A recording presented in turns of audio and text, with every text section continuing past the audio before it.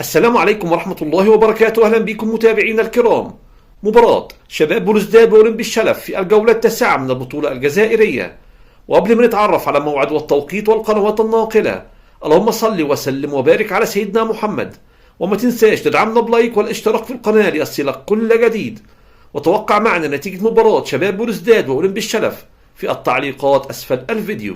ويحتل فريق أولمبي الشلف المركز العاشر في جدول ترتيب البطولة الجزائرية برصيد 10 نقاط.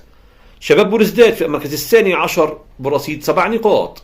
ويستضيف ملعب محمد بومزراق مباراة أولمبي الشلف وشباب بلوزداد في الجولة التاسعة من البطولة الجزائرية.